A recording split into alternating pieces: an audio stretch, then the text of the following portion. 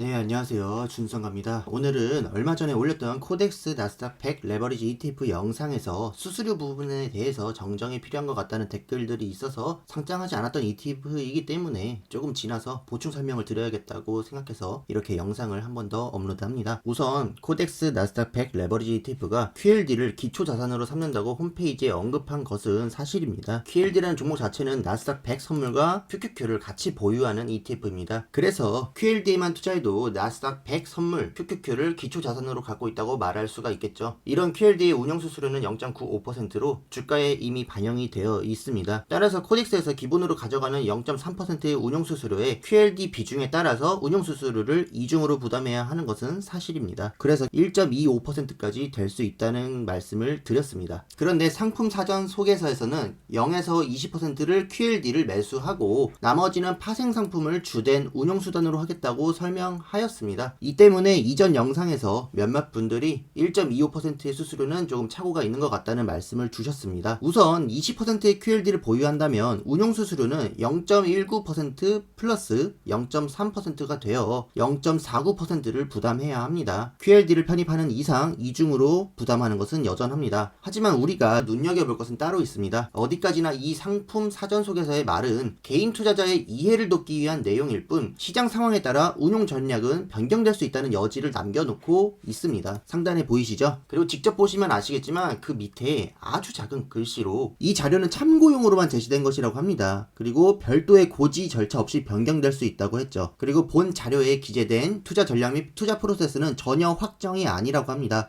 따라서 이에 근거하여 이 ETF에 대한 투자를 결정해서는 안 된다는 거죠. 그러니까 이 ETF를 만든 사람도 이 운용 전략의 예시를 보고 투자하지 말라는 겁니다. 출시하기 전에는 이 파생 상품의 비중이 어느 정도인지 그리고 이 QLD의 비중이 어느 정도인지 섣불리 짐작하면 안 된다는 거죠. 그러니까 한마디로 기초자산을 QLD로 삼는다고 홈페이지에서 언급을 했는데 그 비중이 0에서 20%라는 것은 이해를 돕기 위한 예시일 뿐이지 전혀 확정이 아니라는 말입니다. 그래서 투자자는 QLD 비중이 얼마든지 20% 이상으로 넘어갈 수도 있고 그런 일이 나에게 전혀 고지 없이 벌어질 수 있다는 것을 알고 투자해야 된다는 거죠. 운용사도 이걸 보고 투자를 결정하지 말라고 아주 작은 글씨로 써져 있습니다. 그래서 제가 이전 영상에서는 이 장면을 보여드리지는 않았습니다. QLD를 100%로 투자하는 것은 아니지만 나머지 부분을 스왑으로 가져가는데 이 스왑에서 발생하는 비용이 있어요. 이 비용을 언급하지 않고 있기 때문에 단순히 QLD의 0.95%로 가정을 하고 말씀을 드린 겁니다. 자, 그러면 우리 시청자분들이 무엇을 보고 투자를 해야 될까요? 결국은 과거 데이터가 주는 신뢰를 보고 투자해야 됩니다. QLD의 경우에는 리만 브라더스를 겪으면서 지금까지 15년이 넘는 기간 동안 살아남으면서 이 정도로 2배의 일일 수익률을 추종해 왔다는 사실을 보여줍니다. 하지만 코덱스 나스닥 100 레버리지 ETF는 아직 그렇지 못합니다. 12월 9일에 상장했고 그래서 얼마 되지 않았습니다. 얼마나 잘 추종할지 지켜봐야 된다는 거죠. 실제로 운용사의 홈페이지에 가서 보시면 코덱스 나스닥 100 레버리지 ETF의 투자 종목 정보에는 20%까지 보유한다고 했던 QLD가 없는 모습을 볼 수가 있습니다. 그러니까 QLD를 보유할 수도 있고 안 할 수도 있다 그런 식으로 말을 한 거고 지금 첫 번째랑 두 번째 거래일에는 스왑으로 수익을 발생시키고 있었습니다. 그래서 다른 경로를 통해서 QLD 20% 보유한다고 얘기를 들으신 분들은 그 자료가 틀린 것은 아닌데 그렇다고 확정은 아니라는 말입니다. 실제로 나와서 운용하는 모습을 봐야 됩니다. 지금은 QLD가 없는데 나중에 추가가 될 수도 있고 20% 이상으로 넘어갈 수도 있는 겁니다. 그 변동사항은 투자자에게 따로 고지하지는 않을 거고요. 자, 그러면 여기서 수수료가 이중으로 나가지 않아서 더 좋은 게 아니냐고 생각하실 수 있는데요. 막상 그렇지도 않습니다. 운용사 홈페이지에서 코덱스 나스닥 100 레버리지 ETF의 수익률을 볼 수가 있는데요. 현재가는 그냥 거래된 가격이고 여기서 선물 시장의 가격에 영향을 받더라도 실질적으로 투자자들은 순자산 가치를 기준가로 보셔야 됩니다. 괴리율이라는 표현 들어보셨죠? 어떤 ETF의 실제 가치는 낮은데 사람들이 계속 비싸게 사주니까 괴리율이 생기는 겁니다. 거래 가격은 아무 소용이 없고 기준가를 살펴보셔야 됩니다. 자, 그래서 운용사에서 제공하는 기준가의 수익률을 보면요. 상장했던 12월 9일에 0.83% 상승하고 12월 10일에는 마이너스 2.98% 하락한 것을 볼 수가 있습니다. 그런데 같은 날 QLD는 0.84% 상승하고 하락할 때는 마이너스 2.95% 하락했습니다. 왜 오를 때는 더 적게 오르고 떨어질 때는 더 많이 내려갈까요? 우리는 여기서 한 가지 의문을 제기해 볼 수 있습니다. 아시다시피 ETF의 주가에는 매일매일 비용이 반영됩니다. 그렇다면 똑같은 대상에 투자하는 ETF가 두 가지 있다고 가정을 해봅시다. 만약 두 ETF가 비용 면에서 차이를 보인다면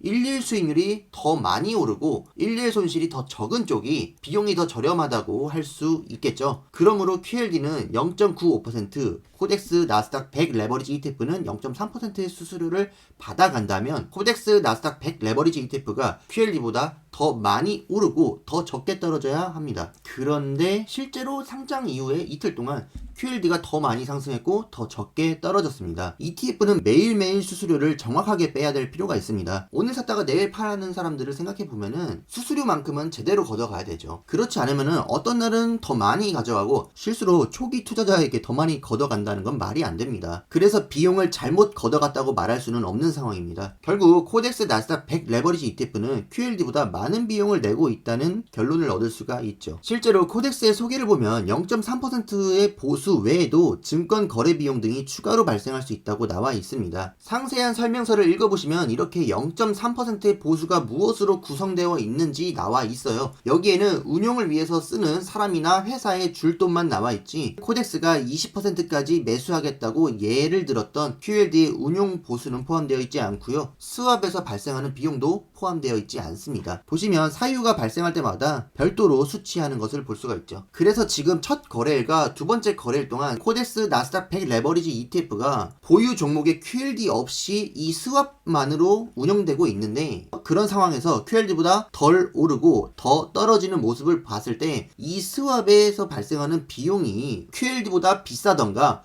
혹은 조금 저렴할지언정 코덱스가 무조건 가져가는 0.3%의 보수를 합치고 보면 QLD에 직접 투자한 것보다 비용이 더 비싸다고 생각해야 이틀 동안 QLD보다 덜 오르고 더 내려간 것이 납득이 되는 겁니다. 실제로 0.3%는 그냥 운용사가 운용을 해주는 대가일 뿐이고 이 스왑이라는 건 무료가 아닙니다. 나스닥 100 지수의 일간 수익률 2배를 받는 대신에 비용을 지급하기로 약속한 거래입니다. 이 비용은 투자자가 내는 겁니다. 여러분들이 내는 거죠. 코덱스의 입장에서는 해명할 필요가 없습니다. 우리 투자자분들은 소비자의 입장처럼 정말 저렴한 것이 맞는지 좀 시간을 들여서 살펴볼 필요가 있습니다. 정말 코덱스 측에서 주장하는 대로 QLD보다 더 저렴한 수수료를 보인다면 QLD보다 더 오르고 더 적게 떨어지는 모습으로 증명을 해야 되는 거죠. 아니면 이 스왑에서 발생하는 비용이 어느 정도인지 키움증권과 메리트증권에 얼마씩 지급하기로 했는지를 명확하게 밝혀주면 납득을 할 수가 있겠죠. 그러나 이거는 찾아볼 수가 없었습니다. 그 밖에도 개인적으로는 코덱스 나스닥 100 레버리지 ETF 같은 종목은 환해질을 하기 때문에 환율 변동으로 인한 차익을 얻을 수 없어서 투자를 안 하기도 합니다. 직접 환전해서 매수하는 QLD 같은 경우에는 환율 변동에 노출되기는 하지만 달러 값이 오르면 차익을 얻을 수가 있죠. 2008년 서브프라임 같은 경제 위기에서